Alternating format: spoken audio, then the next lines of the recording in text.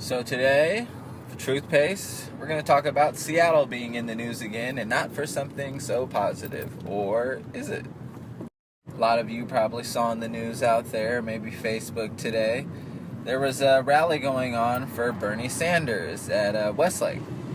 And for those of you who don't know who Bernie Sanders is, he is running for president for the Democratic Party. The fuck is a party?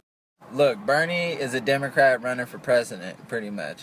And he's well known for his stance on race equality and healthcare.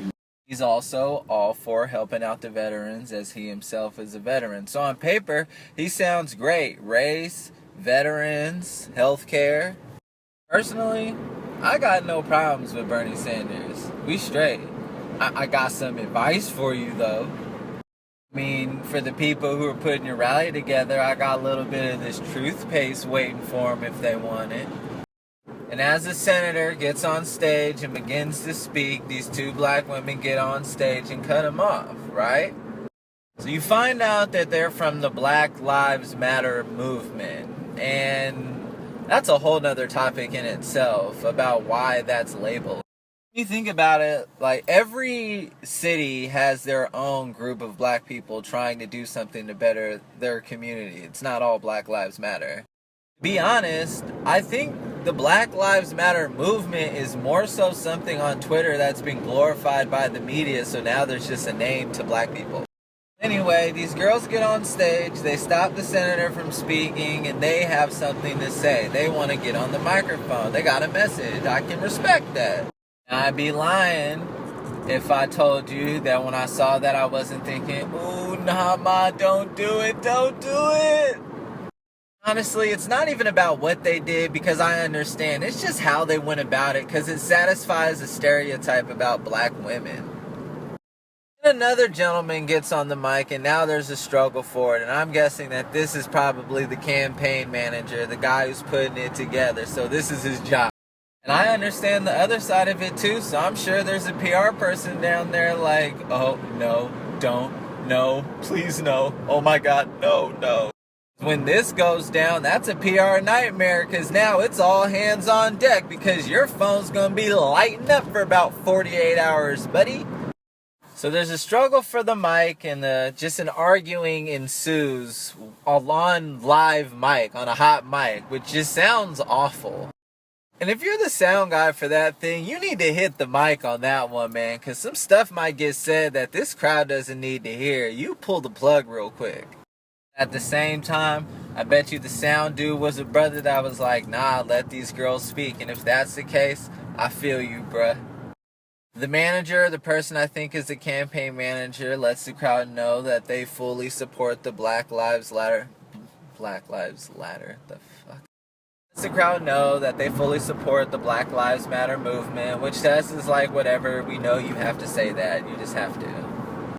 So the girls get up there and they speak for about 15 minutes to this crowd about some of the issues going on in the black community, like police brutality, right?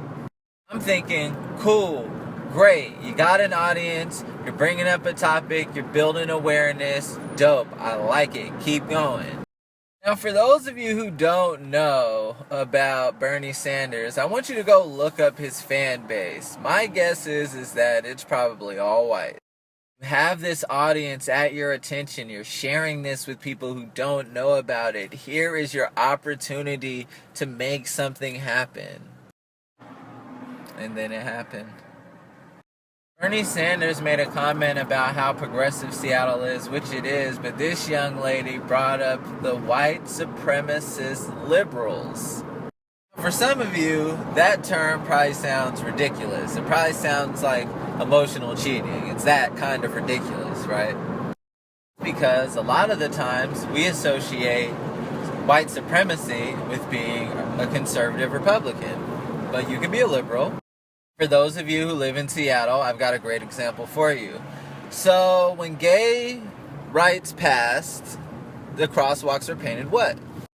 Held hands and sang songs. We rejoiced. We were happy. Everybody was happy about gays having their right to marry. We painted the crosswalks rainbow in Capitol Hill. Complained about the crosswalk. Everybody was fine with it. There were no complaints. 9-10 blocks south of there, the crosswalks recently were painted black, red, and green. And people were complaining. These small subtleties that send messages to the black community in Seattle, these are messages we get every day. You add that to the fact that that area is actually being gentrified at an alarming rate, you're going to have some problems and some kickback. The district right now is in a weird spot because it's got 1 foot in the suburbs and 1 foot in the hood, and they're battling it out right now. That's exactly where this speech went to. You had them in the suburbs and you yanked them into the hood, and they were not trying to go. So if your approach was to give them that real, raw, uncut, cool, I get it. But if your objective was to get them as allies, you like white supremacist liberal, that sounds fucking stupid as they sip their espresso. My son and my son's guy, I wouldn't change anything about him. I love him just the way he is. Well, if he dated a black guy, would you be happy about it? Worst part about the whole thing is that when you do something like that, the media is going to spin it and make you look bad no matter what. And they did. About these girls hijacked the speech like there's some goddamn terrorist or something. You think this is Con Air, nigga? This ain't no movie.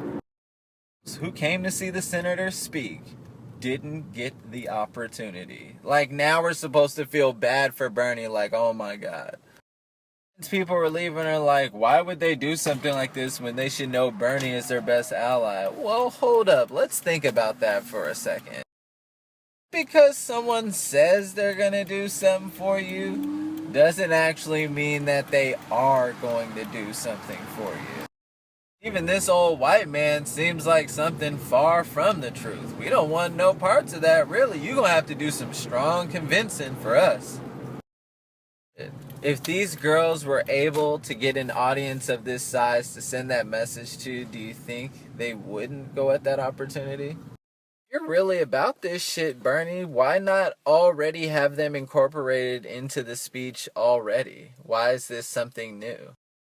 Almost there, but what I could also tell is that this type of stuff is going to be happening more often because people got something to say and we're taking the platform.